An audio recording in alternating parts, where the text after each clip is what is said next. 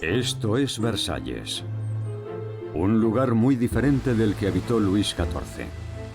Durante los siglos posteriores a su reinado, el palacio experimentó cambios constantes que fueron borrando su glorioso pasado.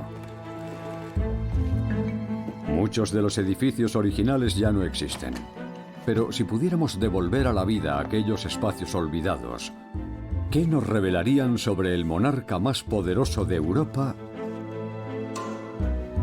y sobre el mundo que reinó? Una pregunta que intenta responder un equipo de investigación digitalizando miles de documentos y creando reconstrucciones virtuales de los espacios perdidos.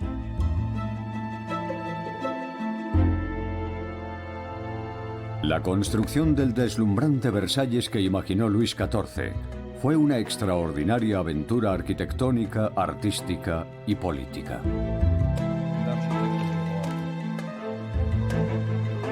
Una apasionante historia que hoy podremos disfrutar al redescubrir el Versalles oculto.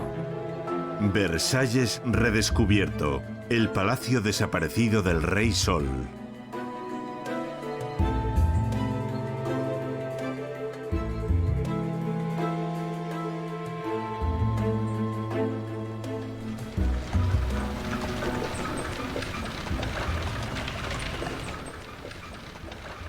...1664... Luis XIV se dirige a Versalles acompañado por sus consejeros, que no entienden qué ve su majestad en este pequeño, aislado e incómodo castillo.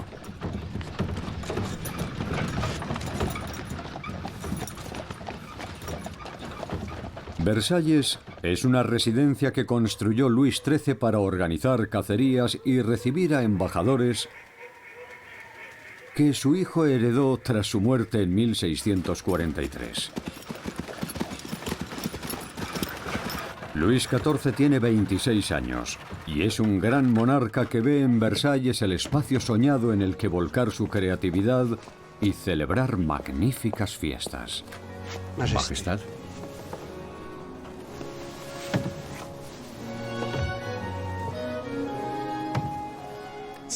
Congregar gente en torno a él beneficia a sus fines políticos. En estas celebraciones es un proveedor de placer, del mismo modo que es el señor de la guerra durante las batallas. Ese es el motivo por el que elige Versalles.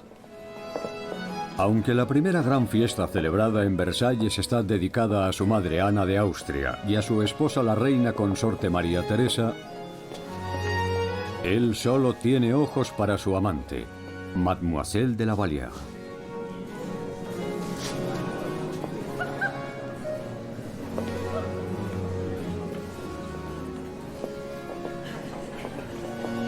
Pero las habladurías quedarán apagadas por el esplendor de las celebraciones.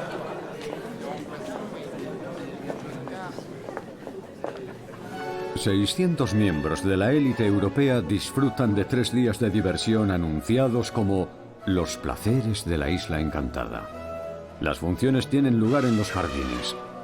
Hay un espectáculo ecuestre en el que participa el rey, todo tipo de concursos y sorteos e incluso el estreno de una comedia de Molière.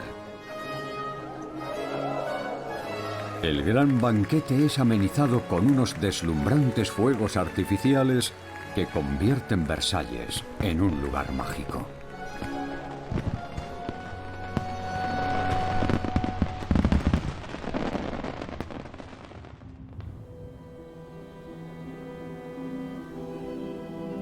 La disposición de los paseos no ha cambiado, pero los jardines barrocos originales y los fastuosos edificios hoy ya no existen.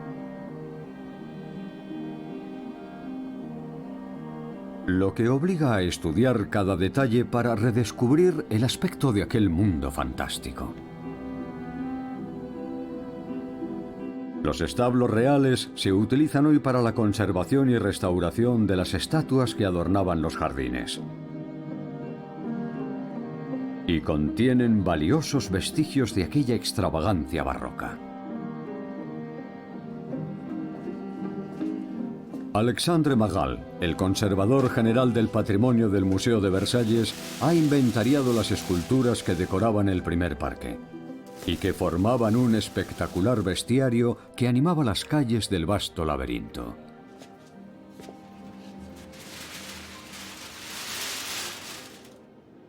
Es una colección insólita compuesta por 39 fuentes y 330 animales.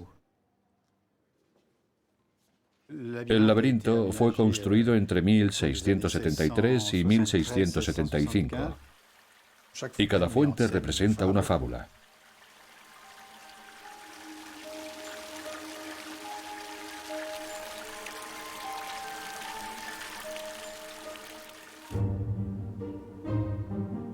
El laberinto era una de las atracciones más famosas de sus jardines.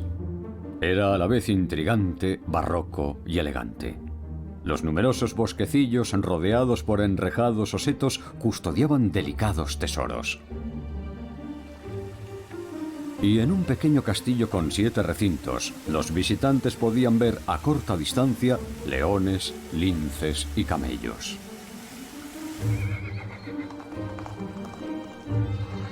Pero la pieza central de este universo único era la legendaria Gruta de Tetis. Una proeza artística y técnica que fascina a los historiadores. Su contenido es custodiado en el almacén de las estatuas. El grupo de Apolo atendido por las ninfas es la gran obra maestra de la escultura francesa del siglo XVII y fue creado para la Gruta de Tetis, diosa del mar. Junto a él están los grupos de los caballos del sol. Luis XIV, el rey Sol, es ensalzado en la figura de Apolo. Las esculturas fueron talladas en mármol de Carrara y su realismo es sorprendente.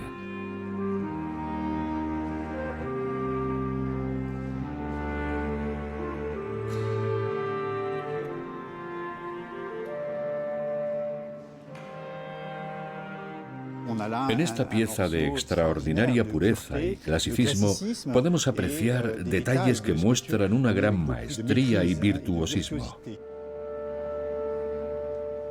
Los investigadores son conscientes de que los escultores buscaban un propósito claro.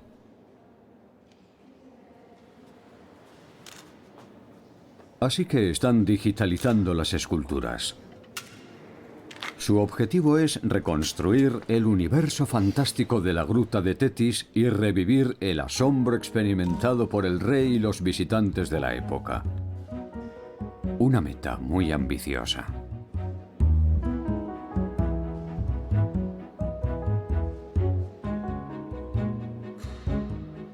El trabajo de reconstrucción de las partes desaparecidas se está llevando a cabo lejos de Versalles, en la ciudad de Arles, donde resurgen poco a poco los sueños y delirios del Rey Sol.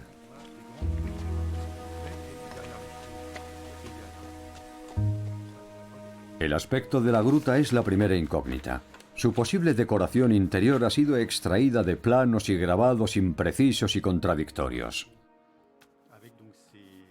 Pero cuando Alexandre Magal y Hubert Nodex insertan las esculturas, todo empieza a encajar. Pienso que la cabeza de Apolo está demasiado baja. Vamos a elevar un poco la base. Elevémoslo todo, hasta que su cabeza coincida con el sol que tiene detrás. Solo un preciso cálculo de las proporciones permitirá reproducir el simbolismo de la gruta. Como es habitual en Versalles, es una conjunción del arte y la naturaleza. Al rey le gusta mostrar la gruta a sus invitados, y esta se convertirá en una de sus estancias más célebres.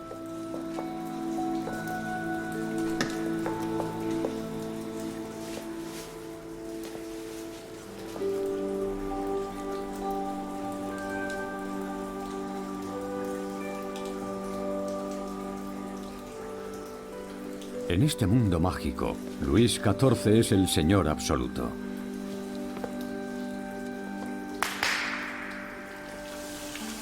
Sus efectos sonoros cautivan a los visitantes.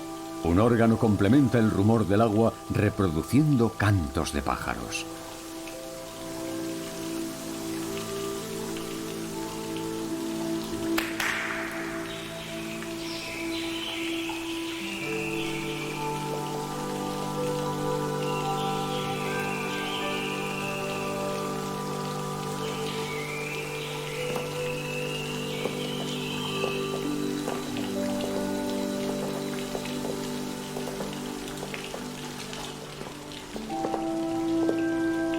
Aquí, el rey recibe a embajadores, organiza conciertos y celebra suntuosos banquetes en los que es identificado con el mismísimo Apolo.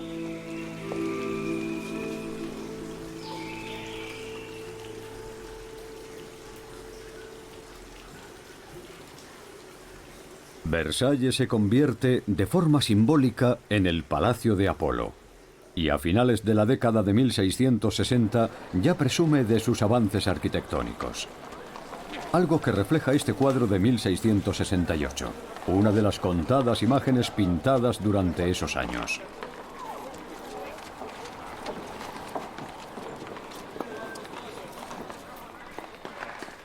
En aquel momento, Versalles no tiene preferencia sobre las demás residencias reales.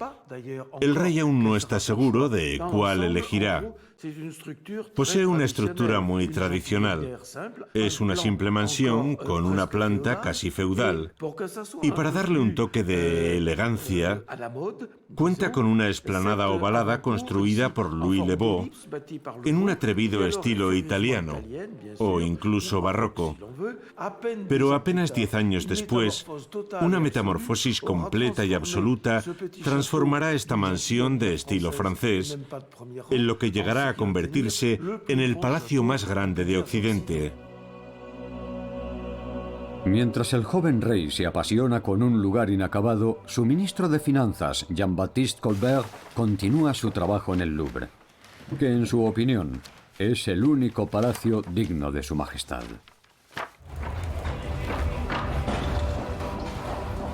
En 1668, Colbert sigue avanzando en la construcción del Louvre, con la esperanza de que el rey olvide su capricho versallesco. Pero sus esperanzas no tardan en desvanecerse. Otra vez Versalles.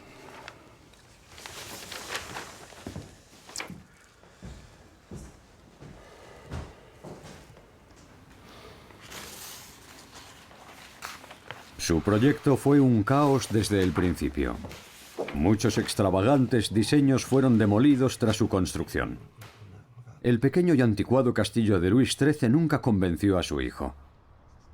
Y sus arquitectos no se ponen de acuerdo sobre qué dirección tomar.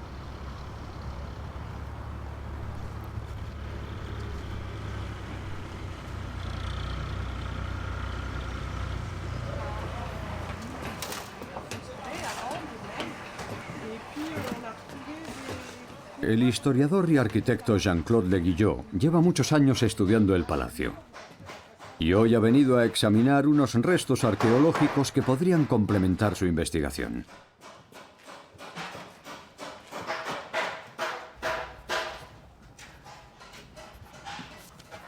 El hallazgo fue encontrado durante la restauración de los aposentos del Delfín por la arqueóloga Anneke Heitzmann. Lo que quería enseñarle es esta gruesa capa de material de albañilería. Una capa que empieza en este punto y llega hasta esa pared. Está muy bien conservada. No hemos encontrado nada parecido en ningún otro sitio. Es muy posible que se hiciera para fortalecer el suelo y que soportara el paso de carruajes. Es un hallazgo muy valioso que corrobora la existencia de un pasaje para carruajes, un pasaje exterior cubierto. Una teoría esbozada por el propio Le Guillot hace varios años, tras el descubrimiento de este dibujo en el Archivo Nacional.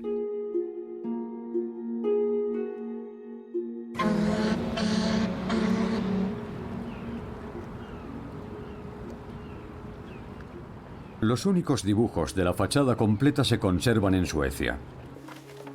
pertenecieron a un arquitecto sueco cercano a la corte. Y gracias a él, el Museo de Estocolmo custodia varios bocetos del proyecto de ampliación de Versalles de Louis Le Vau. Aquí podemos ver el castillo de Luis XIII, pintado al detalle, con acuarela. Y a su lado esta nueva e innovadora fachada que rodea el castillo de Luis XIII.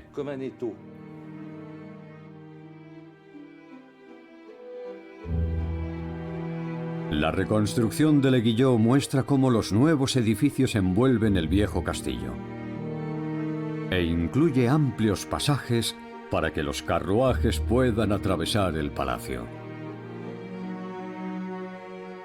En 1669, tras un año de obras preliminares, el rey anuncia un proyecto aún más grandioso, que incluye la construcción de 2 grandes salas a ambos lados y la demolición del pequeño castillo. También decide alojar a los cortesanos en el palacio. Para el ministro Colbert, el plan es una monstruosidad.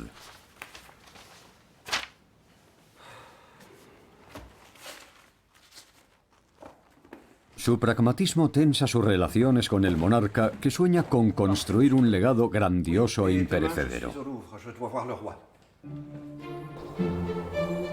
Un suntuoso proyecto en el que integrará el castillo de su padre, perpetuando así el estilo dual de Versalles.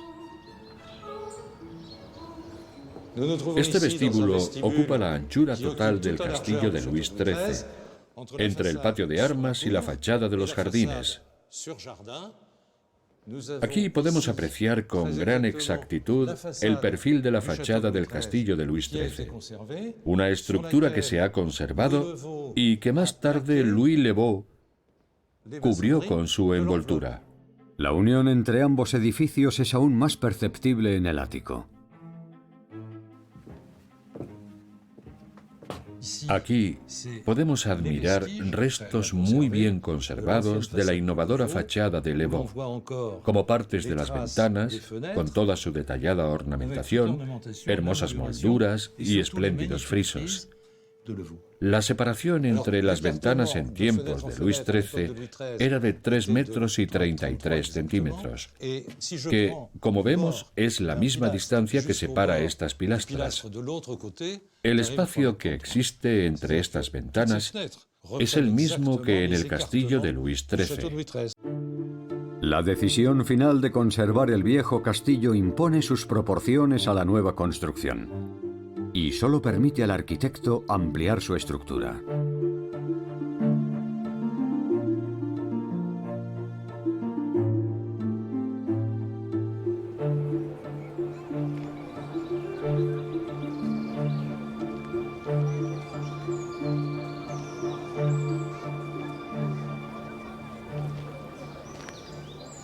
A lo largo del reinado de Luis XIV, el caos de las obras será algo cotidiano.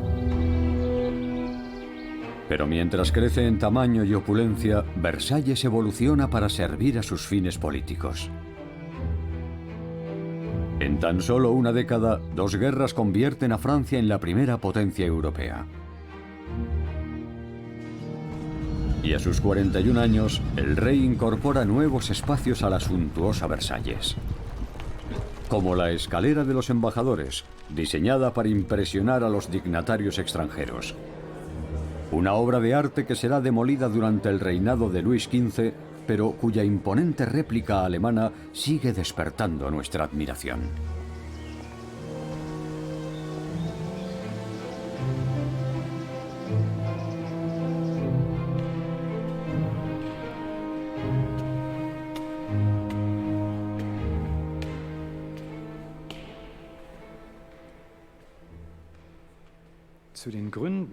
Fueron muchos los motivos que impulsaron al carismático Luis II de Baviera a copiar la célebre escalera. Este monarca de personalidad tan particular era un profundo conocedor de Versalles y un gran admirador de Luis XIV. Y, por tanto, era muy consciente de la enorme importancia que había tenido esta espectacular escalera en el Palacio del Rey Sol. Muchos embajadores extranjeros y enemigos sometidos ascendieron por sus peldaños para acceder a suntuosas recepciones. Para mí, la escalera de los embajadores y la galería de los espejos son los dos símbolos más importantes de Versalles, los lugares donde el poder de Luis XIV se manifestó en piedra. La monumental Galería de los Espejos comienza a construirse en 1678. Y con 73 metros de longitud y 357 espejos, brillará con luz propia entre las maravillas del palacio y reflejará el esplendor del rey. Su objetivo es deslumbrar a cortesanos y visitantes.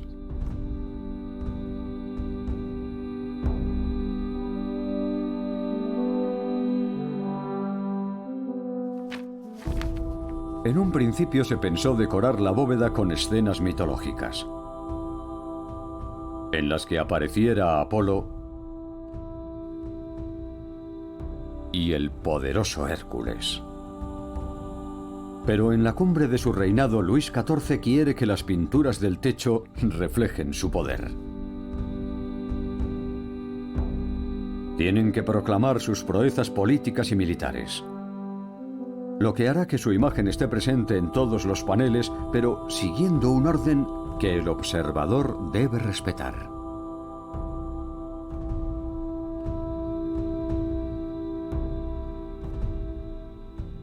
El rey desea plasmar una representación histórica fidedigna con imágenes que glorifiquen sus extraordinarios triunfos. Por ello, el orden en el que contemplamos las pinturas resulta fundamental.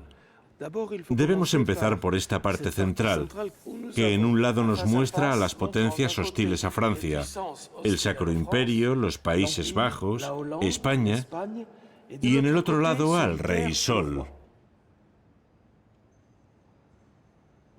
De ahí debemos pasar a la parte superior, a estos óvalos que proclaman la supremacía de Francia, reconocida por España y Roma.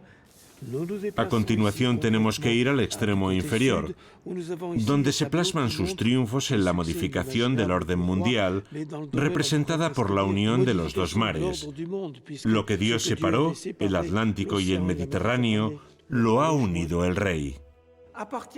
Desde allí pasamos a una serie más ordenada, la de las pinturas de la contienda con los Países Bajos, que reflejan la decisión de declarar la guerra a los holandeses, la preparación de una campaña bien diseñada que termina aquí, con la toma de Maastricht, y por último, vemos el asedio de la ciudad de Gante y la paz que por fin termina imponiéndose.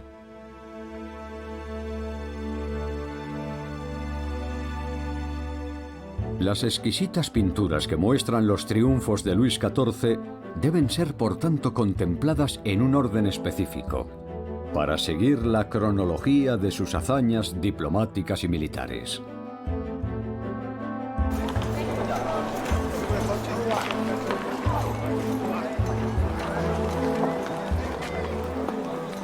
En el punto álgido de la transformación de Versalles, las obras requieren el esfuerzo simultáneo de 36.000 hombres.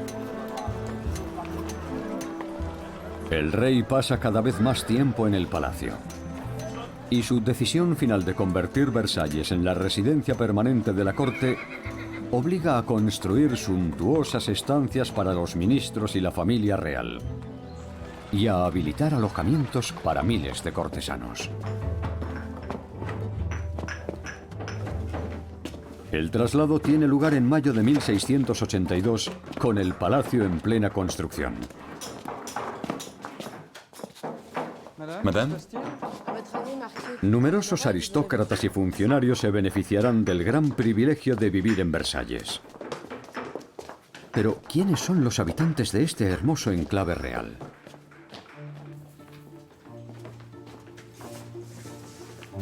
Los planos de estas antiguas residencias están siendo examinados por expertos e historiadores gracias al proyecto de investigación Verspera.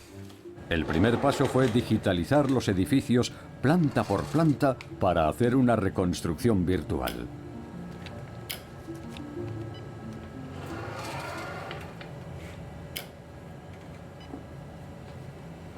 Gracias a la tecnología proporcionada por Vespera y partiendo de los planos en 2 dimensiones, hemos conseguido superponer los 4 niveles del ala sur y reconstruir en sentido ascendente las fachadas y las estancias interiores. Hemos recreado en su integridad toda la distribución del ala sur, incluyendo los pequeños alojamientos colocados bajo el tejado que ocupan esta zona de la planta superior. Versalles era una urbe en miniatura. El norteamericano William Ritchie Newton lleva 30 años estudiando la distribución de los alojamientos en Versalles.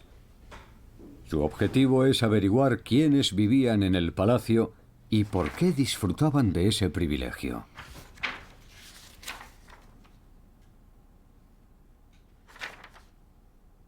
Para alojarte en Versalles, debes cumplir uno de estos 2 requisitos: o bien pertenecer a la familia directa del rey o a la de alguno de sus primos, o bien tener un importante cargo oficial en la corte que requiera tu presencia y te haga merecedor de un alojamiento.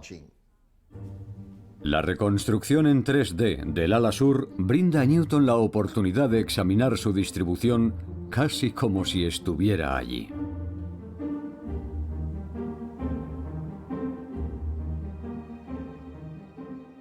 Esta es la entrada principal. Por aquí se entra desde el patio y se accede a la gran escalera que conduce a los alojamientos con vistas a los jardines. Desde su peldaño más alto podemos ver la galería que recorre todo el edificio. En la parte más cercana al castillo están los aposentos del príncipe de Condé, el primo del rey, y en la parte sur los del príncipe de Conti. Ambos pertenecen a la familia real, pero su actitud rebelde induce al rey a alojarlos en Versalles para no perderlos de vista y tenerlos bajo control.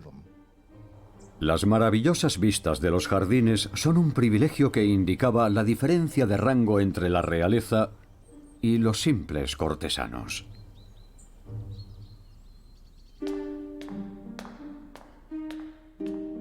Esta es la primera planta, o planta noble. En ella se encuentran las estancias del rey, y es la zona más distinguida de todo el palacio. Luis XIV instala a su heredero, el delfín, en las estancias contiguas a las suyas, y a la esposa de este en otro grupo de habitaciones con una antecámara común. Más tarde decidirán trasladarse a la zona central del palacio, dejando libre esta espaciosa fila de habitaciones, lo que permitirá al duque Felipe de Orleans, el hermano del rey, y a su esposa ocupar el ala entera.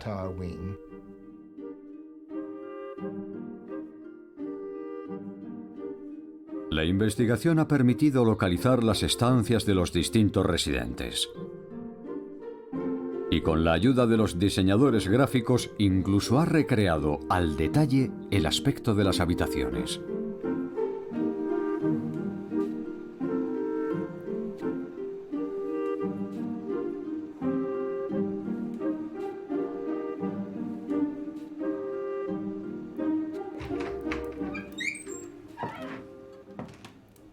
Estos son los aposentos de Madame de Sévigné, y al entrar en su antecámara vemos algo muy interesante: un palanquín de madera pintada.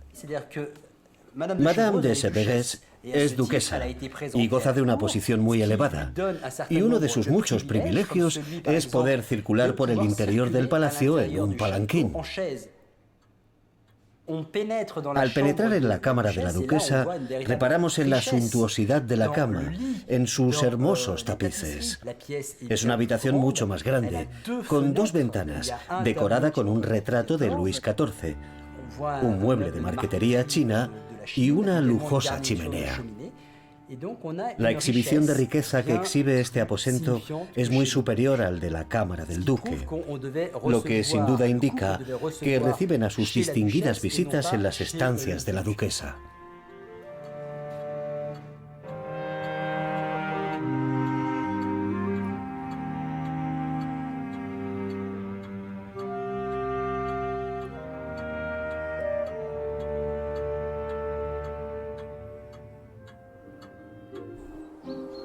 La ampliación de Versalles debe alojar a la familia real, a los nobles más distinguidos y a un sinfín de cortesanos de diversos rangos que terminarán ocupando la planta superior del ala sur.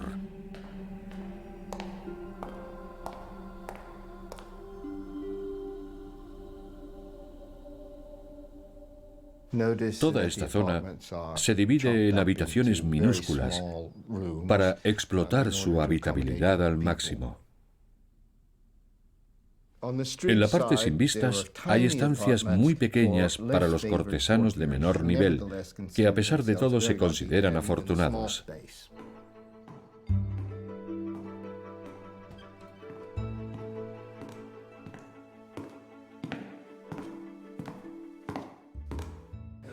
Algunos cortesanos disfrutan de alojamientos de varios cientos de metros cuadrados. Vivir en el palacio del monarca es uno de los privilegios más envidiados. Es la garantía de permanecer junto al poder. El rey utiliza la distribución de los alojamientos para anunciar quién goza de su favor y quién ha caído en desgracia. Y para ello se vale de la inestimable colaboración de su primer ayuda de cámara, Alexandre Bontam. Monsieur Bontam, ¿va a trabajar esta noche en el reparto de las estancias vacías? Sí, madame, estoy en ello. Monsieur, Me espera el rey. En este delicado juego palaciego, su opinión es decisiva. Bontam planifica y distribuye las preciadas estancias tras consultar al rey en privado. Otro antiguo pasatiempo causa en Versalles un considerable revuelo: las idas y venidas de las amantes del rey. Madame de Montespan, una de las más famosas, será su favorita durante casi 15 años. Y su ruptura causará una gran conmoción en palacio. Luis XIV crea para ella una espléndida cámara en la planta baja del ala principal, la deslumbrante Sala de los Baños. Una apoteosis de refinamiento y riqueza decorativa que en su época es considerada una de las 7 maravillas del palacio. Una suntuosa estancia que por desgracia no alcanzará la posteridad a causa de las sucesivas modificaciones. La historiadora del arte, Sophie Mouquin, está trabajando en su reconstrucción. Es una residencia muy fastuosa.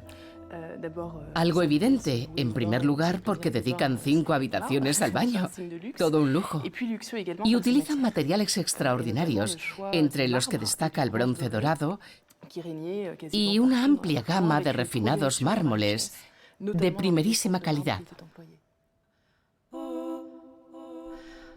El minucioso estudio de los planos de la época y de los escasos restos que aún se conservan ha permitido a Sophie Mouquin recrear de forma virtual tan espectaculares estancias.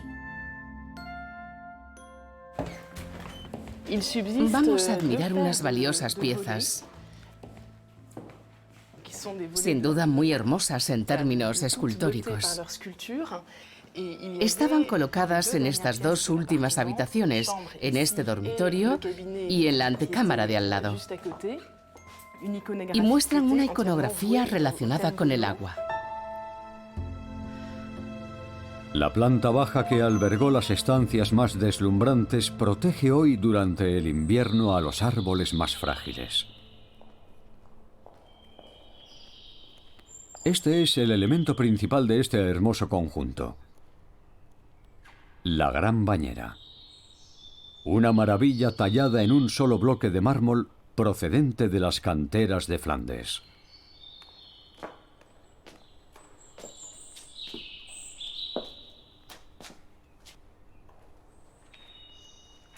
Es una obra maestra esculpida con el mejor mármol. El primer paso, y un extraordinario logro, es extraer este impresionante bloque de 3 metros de diámetro y un grosor enorme, y después transportarlo en carreta desde Bélgica hasta Versalles. Es una hazaña muy peligrosa, llena de dificultades, ya que el reino de Francia está en guerra en esta región. Así que el rey de Francia entrega un documento a los marmolistas en el que ruega a sus enemigos que les permitan cruzar las líneas para llegar al puerto de Pont-Aven. Desde allí navegan hasta París por el río Oise y tras muchas vicisitudes, el mármol llega por fin a la famosa sala de los baños. Es una bañera de generosas dimensiones en la que caben varias personas para que el rey pueda bañarse acompañado. No es cierto que Luis XIV solo se bañara 3 veces en su vida. La gente ya se baña en el siglo XVII, pero el rey acude a esta estancia para relajarse. Es un lugar más dedicado al placer que a la higiene corporal. En la Francia del siglo XVII, el mármol es un material muy poco utilizado en arquitectura. La razón de su abrumadora presencia en Versalles es que el rey lo considera algo más que un simple material decorativo. Luis XIV desea imitar a los grandes emperadores de la antigüedad. Ellos vivían en suntuosos palacios de mármol y él, como rey de Francia, debe seguir su ejemplo.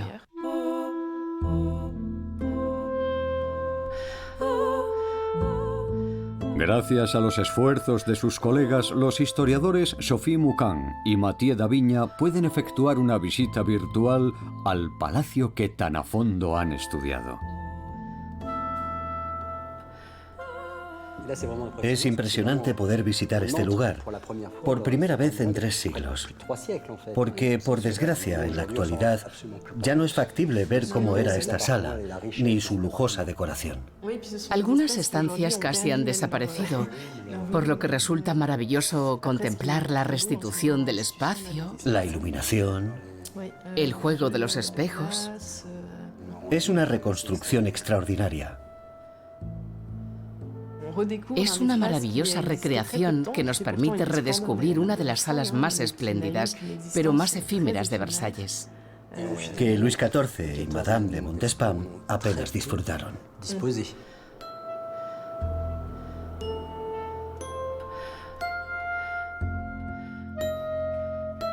En 1684, Madame de Montespan ya no es la favorita del rey, y tras abandonar sus aposentos en la planta noble, se instala en la sala de los baños, cuyos decorativos mármoles serán retirados de forma gradual.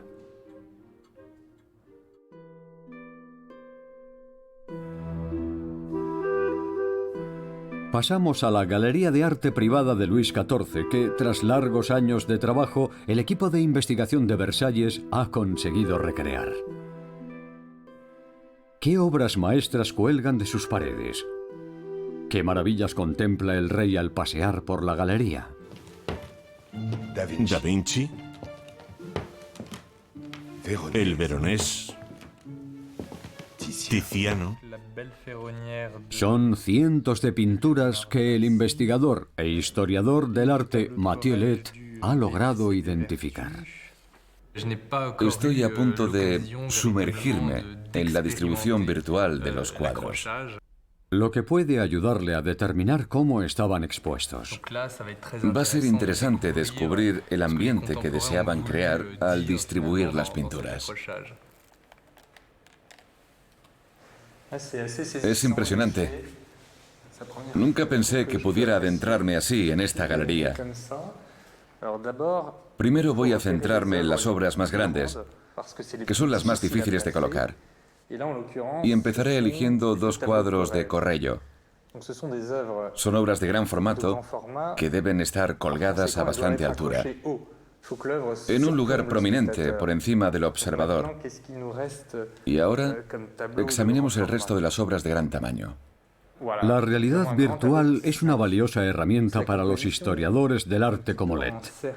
Una nueva tecnología que le ayuda a distribuir los cuadros en las paredes de la galería siguiendo las normas estéticas de la época. Aún nos queda mucho espacio, así que sigamos distribuyendo otras pinturas de gran tamaño, como este dominiquino. Es un cuadro concebido para ser contemplado a corta distancia. Así que debe ser colocado a menor altura, debajo del Tiziano. En el siglo XVII, la simetría es un factor fundamental en la distribución de los cuadros porque transmite una impresión de equilibrio. Las pinturas son consideradas parte de la decoración, objetos artísticos que aportan armonía a la estructura de la sala.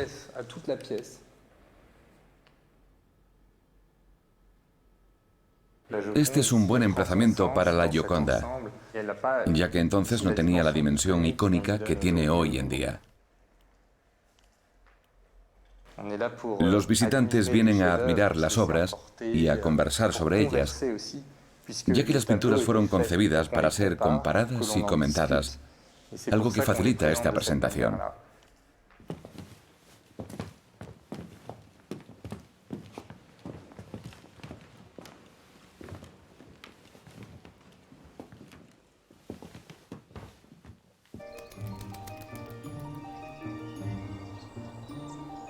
Luis XIV desea ser un señor de las artes y también de la naturaleza. Las fuentes son un placer para los ojos y una demostración del poder del rey, ya que el agua procede de lagos y ríos situados a gran distancia. La profusión y la altura de los chorros es una auténtica proeza tecnológica.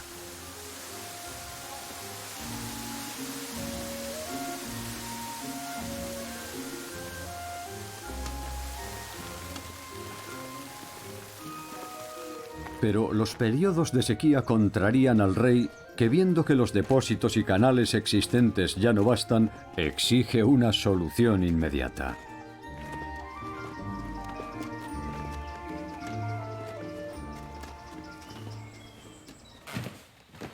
Monsieur Colbert, el Sena pasa una legua de aquí, al pie de la colina de Louveciennes.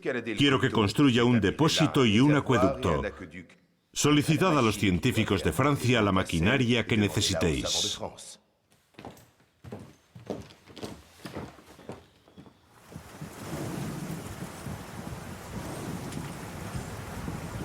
En 1681, en la orilla izquierda del Sena, comienza la construcción de uno de los mayores ingenios hidráulicos de la historia.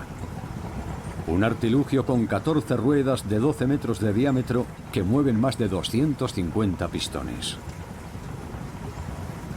Con un terrible estrépito, la máquina bombea el agua hasta el acueducto, superando una altitud de 165 metros, pero apenas aporta la mitad del caudal necesario.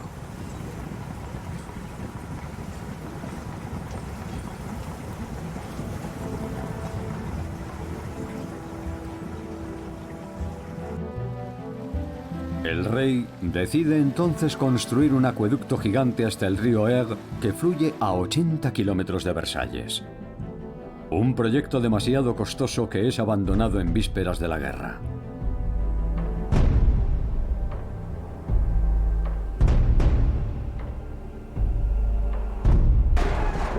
Francia se enfrenta a la llamada Gran Alianza, en la que militan Alemania, España, los Países Bajos e Inglaterra. Y 20.000 soldados movilizados para la construcción del canal son enviados al frente. Pero el rey no se rinde, y sus ingenieros terminan creando una red formada por 35 kilómetros de conductos, en los que el agua es impulsada por la acción de la gravedad. Un minucioso entramado que aún existe.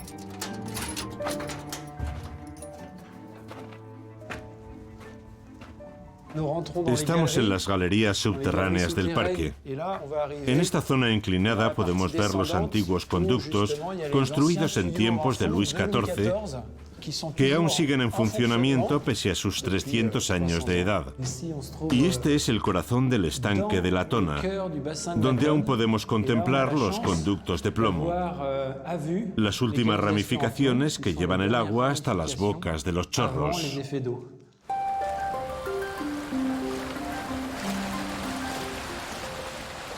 Al final del reinado de Luis XIV, cuando las fuentes fluyen a la vez, el agua circula a un ritmo de 6.000 metros cúbicos a la hora. El equivalente a 2 piscinas olímpicas. Versalles debe resplandecer sin importar el coste económico y humano. En 1701, el rey cumple 63 años.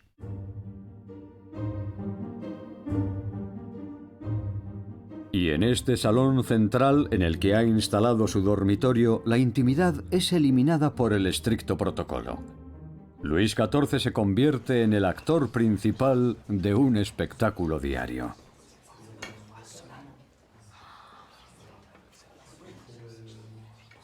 Aquí se encuentra a gusto, tras algunos retoques entre 1690 y 1700.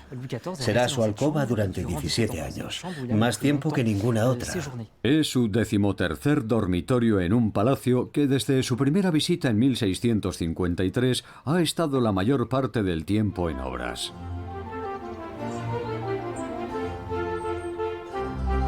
Versalles se ha convertido en el símbolo de su poder absoluto.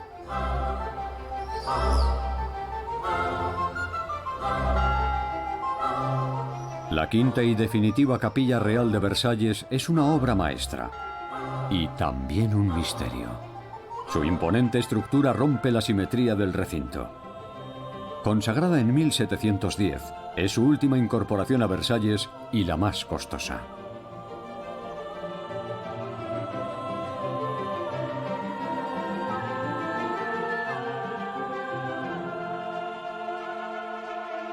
¿Qué le impulsa a construir un edificio así? Tal vez es una muestra de su estado de ánimo ya en el ocaso de su vida. Su silueta parece inspirarse en la Santa Capilla de París, edificada por el piadoso monarca San Luis de Francia en el siglo XIII.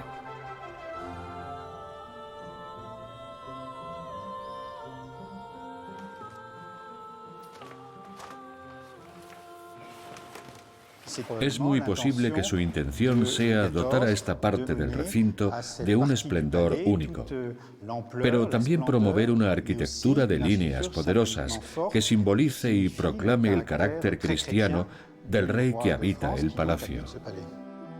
La capilla es coronada por el máximo colofón del Versalles desaparecido.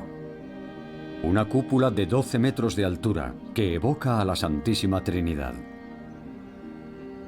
Lo que muestra que durante sus últimos días, lo que más preocupa a Luis XIV es su legado dinástico y su destino divino.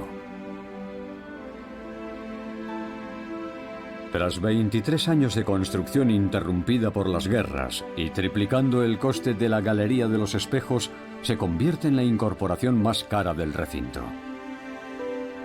Luis XIV convierte este edificio en su testamento espiritual y consigue dar los últimos toques 3 años antes de su muerte.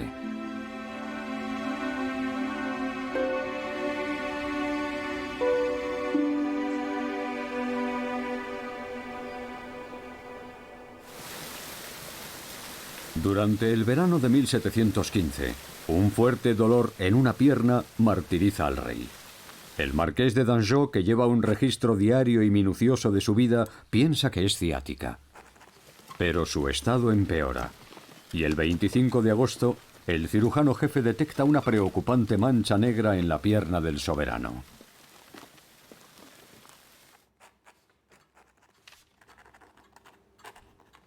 Jueves 29 de agosto. La gangrena ha alcanzado la rodilla y el muslo está hinchado. Incluso él piensa que está perdido. Viernes 30 de agosto. El rey ha sentido mareos casi todo el día.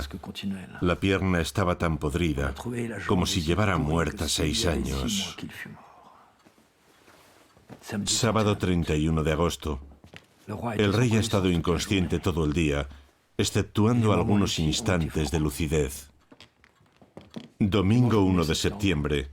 El rey falleció esta mañana a las 8:15 y rindió su alma al Creador como una vela que se apaga.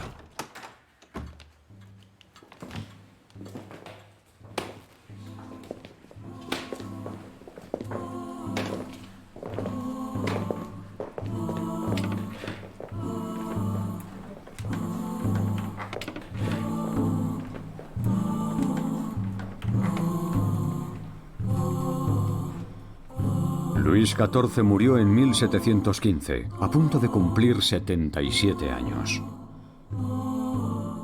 Versalles fue el emblema de su poder absoluto.